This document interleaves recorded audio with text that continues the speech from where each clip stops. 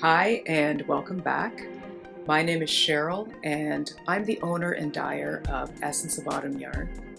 So I'm really excited about this series of videos that I'm going to be doing. I know a lot of you have been waiting a while to get some really in-depth tutorials on how to dye yarn. And even though I've shown, some of my process in my videos, I haven't really gone in depth to really explain how to do that. So that's what I'm going to be doing with these videos. And before we get to even applying any color to the yarn, there's a lot of things that you need to know, kind of the foundation that you can then build on later. So that's what we're going to be focusing on first in this series of videos, everything you need to know before you start dyeing. And the nice thing is you can refer back to this series of videos when we actually get into the different techniques and methods for different color applications. You can then refer back to these videos to kind of refresh your memory, or to know how to, say, prepare your yarn or wash it, and all those kind of more boring things, before you get into the fun stuff. So I really look forward to sharing, the knowledge that I have. I'm by no means an expert. I'm constantly learning, and you will too. So I'm happy to share what I know so far. As well, I just wanted to let you know that these videos are designed to help you come up with your own colorways.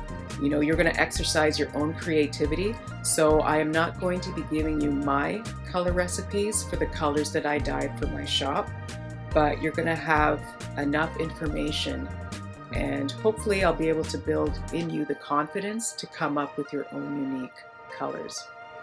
So with all that being said, let's get on with the series. And in this first video, we're going to be focusing on the yarn. All right.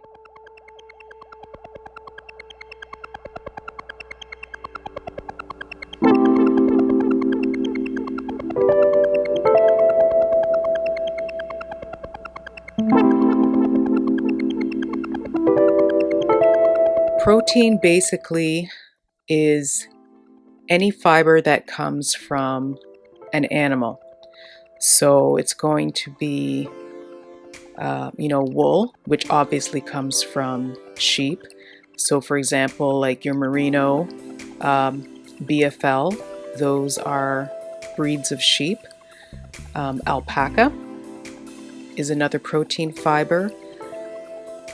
Mohair comes from goats.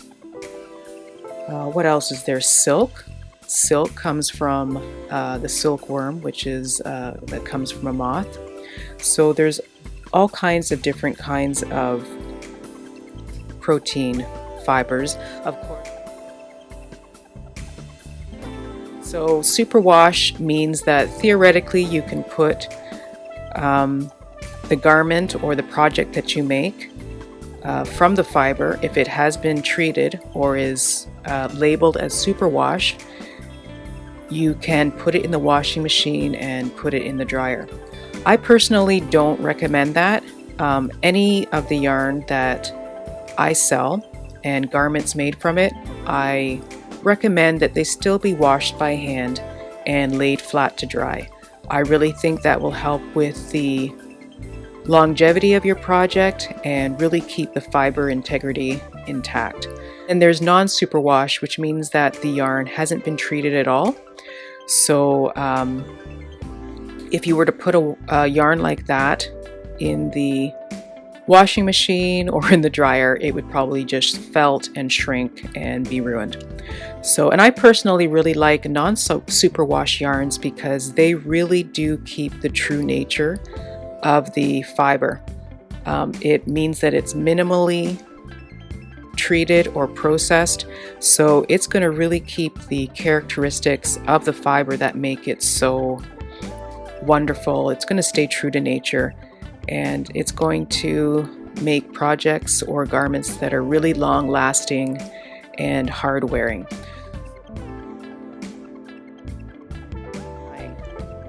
So when I get the yarn from my supplier, this is the form it comes in. So it comes in these long hanks. And if you look at these, the mill or the supplier will put little ties on the yarn. They might put a couple of ties, and that's just going to help keep the yarn together, prevent it from tangling. Because once you start dyeing with it, putting it in water and agitating it, it can really turn into a mess very quickly if you don't use precautions like that.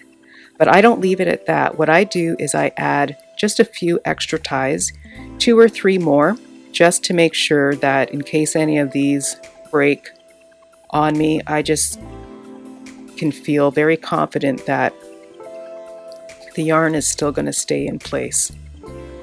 So I just use string.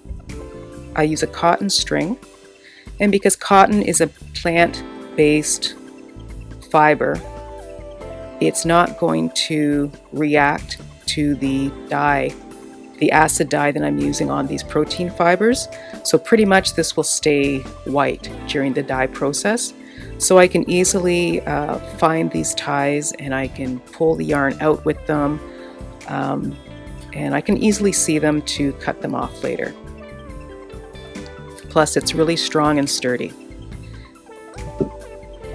And then as well, I'll sometimes add a zip tie, and I'll use the zip tie as a handle as well. So I'll just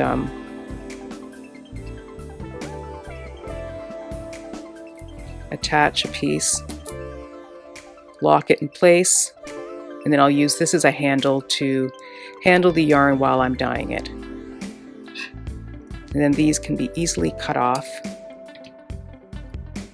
when the dye process is complete.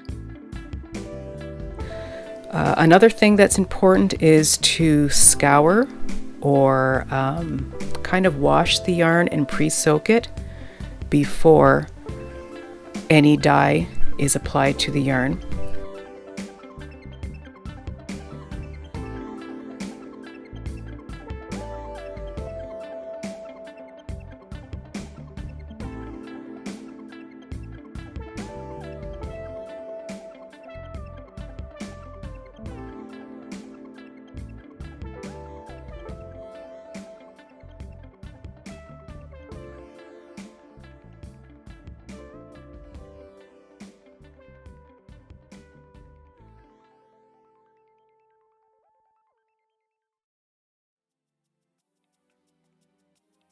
So with these yarns here, I'm going to be pointing out what each fiber is, and we're going to get into that, talking about the different attributes that they have.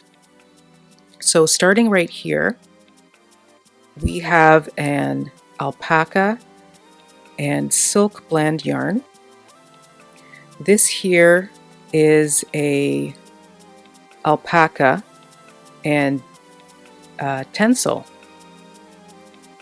mixture of yarn.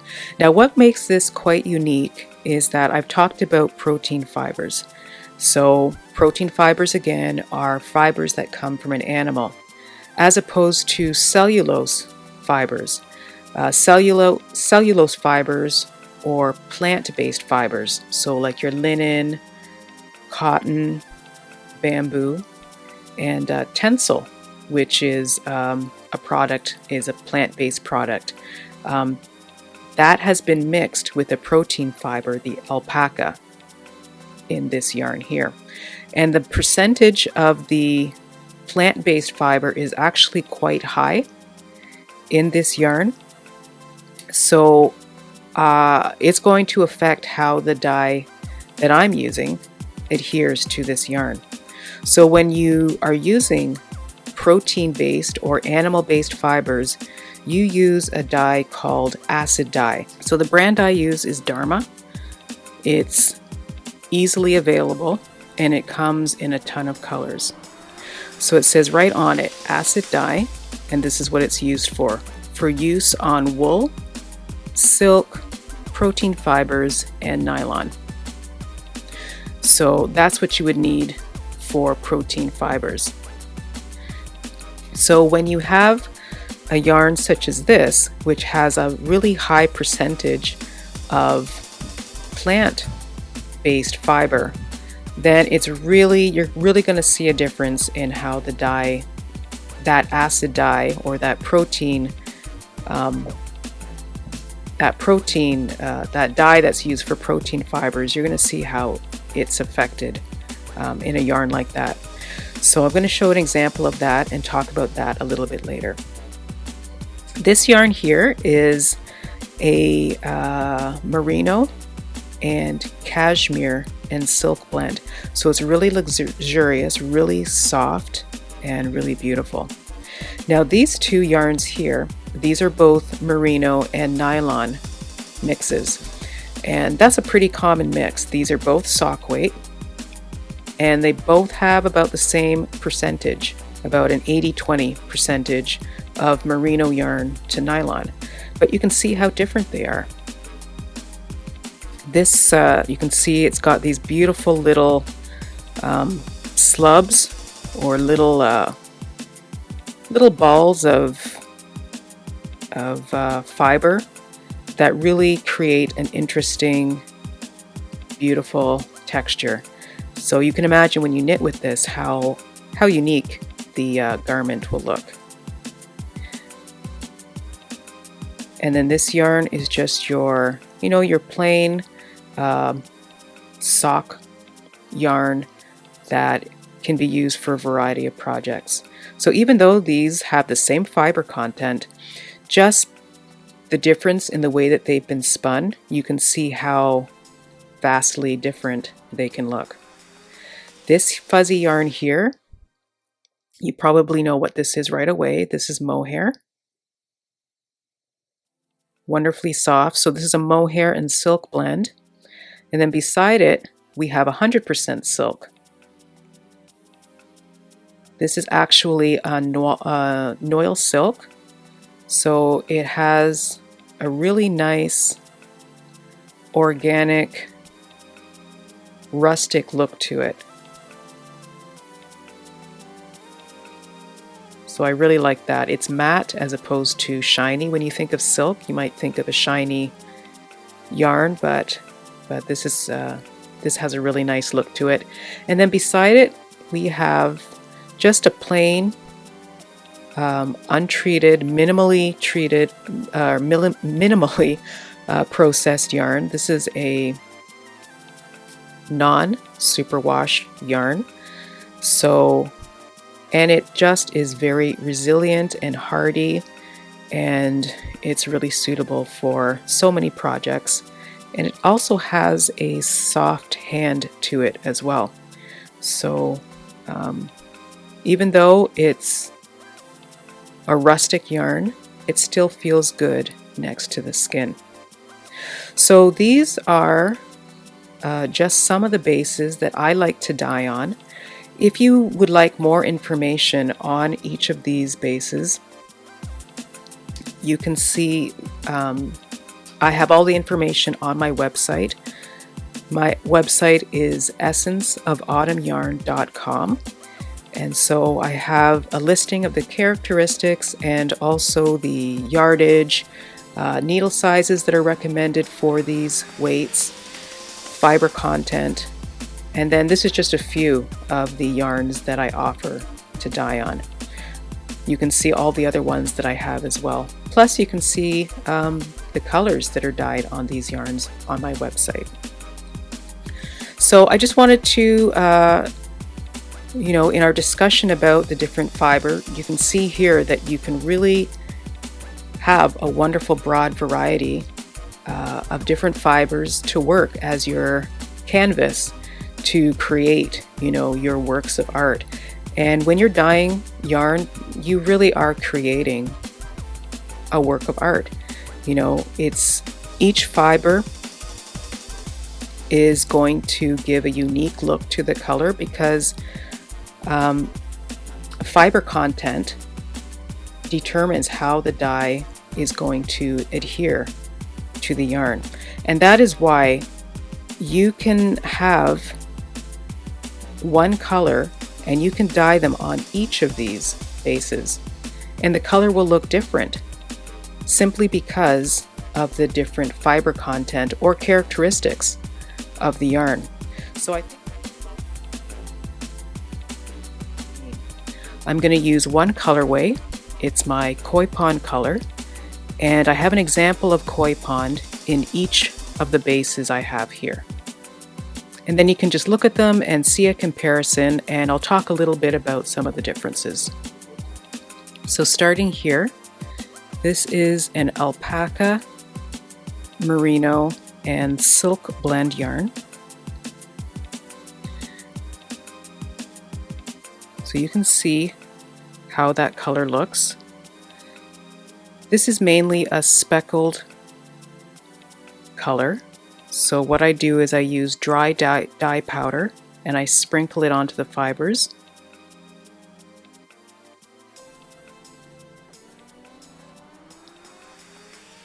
Now look at that same color in comparison here. This yarn also has alpaca in it, but it has a high percentage of tencel. So remember how I mentioned before about how plant-based fibers, you would use a different dye to dye those. So tencel is a plant-based fiber. I believe it's a product of bamboo. And so in this base, alpaca has been mixed with tencel. So you can see that the color is more muted. And that's because that high concentration or that high percentage of plant fiber, the acid dye doesn't dye it well. So the result is a more muted color, which is nice for this yarn. I don't mind the effect at all. So the little bit of protein fiber, that's what the dye has actually adhered to. So you just get a yarn that is more muted. It's not as vibrant as, say, this yarn here, which is an all protein-based fiber. So this is a mixture of merino, silk, and cashmere. So you can see the difference. You can see just how more vibrant the color is on this compared to this yarn. But it still is a nice effect. This is a lace weight yarn, so it's nice that the color does come out more muted because it'll show lace stitches very well. So those are things you need to keep in mind when choosing the fibers, or be aware of that colors will dye differently depending on the fiber content. So if you have a knowledge of that, then you can better decide, how you want to use your colors, or at least to expect or not be surprised that there will be differences even if you use the exact same process to do the color. So here's that color on this merino and nylon yarn. And I want to show it in comparison with this yarn here. So both of these yarns are the exact fiber content. This is merino nylon, and this is also a merino nylon. And they're both in the same percentages pretty much. But you can see that they do look slightly different. The dye adheres a little bit differently just because of the way that the yarn has been spun.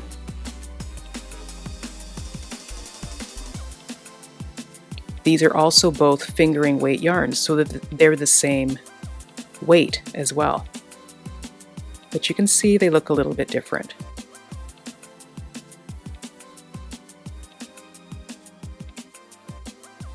Now our next example is mohair. So because of the nature of mohair, it is extremely fuzzy. So you're not going to, with this particular color, you're not going to get defined speckles. Say for example, you can see the speckles more prominently in this Superwash merino, or in this cashmere merino blend. You can actually see the speckles. But in the mohair, everything just kind of bleeds and blends together because of the texture of the yarn. It's fuzzy, so it's going to have a more mottled, blurry look to it, and that's part of the beauty. Mohair this is something that you would expect. This is the effect that you would expect when dyeing mohair. So again, knowledge of the way that different fibers will react to the dye, it helps you just to embrace those differences and know that each yarn is going to have its own unique beauty in the way that it takes the dye. And if a certain yarn takes the dye in a way that you don't like, then that's good knowledge to have as well, because perhaps you won't dye certain colors on a blend of yarn because you know that you're not going to like the results. But again, you don't know until you try. So experiment and you might be surprised to see what you like and don't like. So this is silk, 100% silk. So again, the color is kind of subdued on this as well. When you look, it's not as bright as, say, this yarn. And the reason for that is that this silk, well, silk in general, it is it's whatever the opposite of porous is. It doesn't, I don't know what the word is. It's not coming to me. But it's hard for anything to be absorbed in silk just because of the nature of it. So it needs to be prepared in a certain way so that it will take the dye well. But again, it gives a muted effect because of the nature of the fiber. So that's something you need to be aware of, that certain colors that you dye on 100% silk may not come out as bright and vibrant as they would on a different base. But again, that's where you experiment and you see if you like or dislike the result. And I happen to really like how it looks on this base.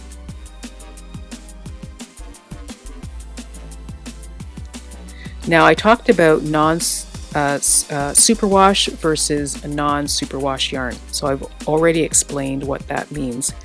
This is an untreated or a non-superwash yarn. And because of that, it handles certain colors differently as well. So for example, speckles, dye techniques that use a lot of speckles, you'll see that the speckles don't come out nice and distinct as they do, say, on a superwash base. So you can see the difference. It almost reacts the same way as the mohair does. The speckles seem to form, they seem to bleed into each other, and they're not distinct. But again, I don't mind how that looks, how this particular color looks on this base. I have other speckled colors that I won't dye on this base because I hate how they look. But this color I think looks quite nice.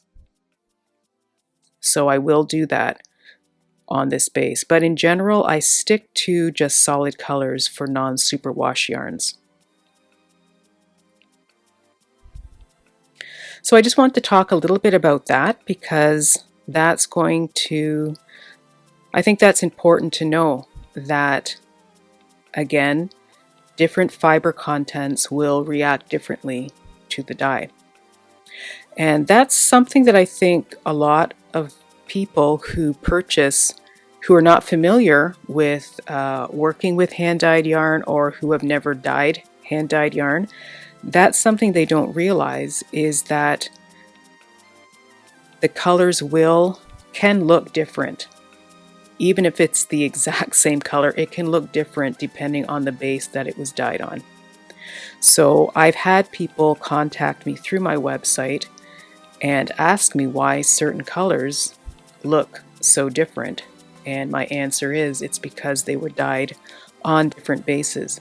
I use the exact same quantities of dye, the exact same colors.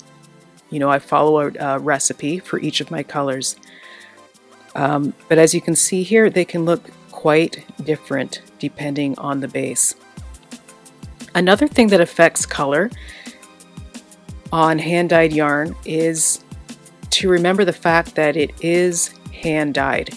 So right in the name, it tells you that the process itself, the fact that it is something that's done by hand, it's not done by a machine. We are not robots. So the colors, you know, can be affected by, you know, mood.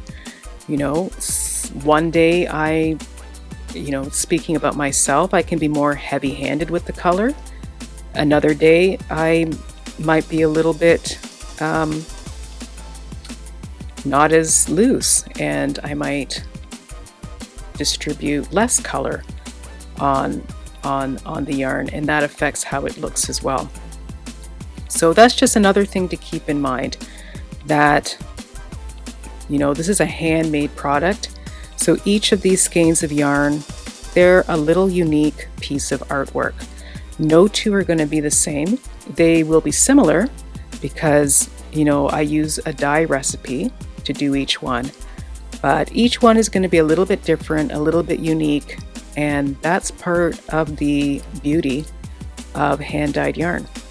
And there's little workarounds that you can do to make sure that your projects the color looks uniform when you're knitting with hand-dyed yarn. So for example, a popular thing is to work from 2 skeins of yarn and alternate every 2 rows. And so that will distribute the color so that it kind of blends them together so that you don't notice too much of a difference between each skein. You know, and there's other workarounds that you can do as well. Or what you can do is just embrace the natural beauty of hand-dyed yarn and accept the fact that, you know, there will be differences in color, and that's part of the charm and beauty of it. And that's what's really going to make your garment look beautiful and unique and, you know, one of a kind. So far, I've showed you protein-based yarns, but you can also use protein-based fabrics. You can use the same dye that I showed earlier to dye fabric as well. So I'm just going to show you an example. This is a silk scarf. And again, this scarf is done in the same colorway in koi pond as the yarn. So you can see how pretty that looks. So again, you're not limited to yarn when doing these, when dyeing with the acid dyes. A neat thing you could do is you could dye a silk scarf or a wool scarf or a protein blend fabric, as long as the fiber content of the fabric is a high percentage of protein based fibers, then you're good to go. So, you know, maybe think about the next sweater or garment that you knit. perhaps dye a matching scarf to go with it. You could just throw that into the same pot as the yarn and have a unique accessory as well. So I think that's all I have to say about the yarn portion of this series. So I hope you found this very useful and informative, and I look forward to sharing the other parts of this series, the basics of dyeing yarn. So until next time, I'll see you then. Bye.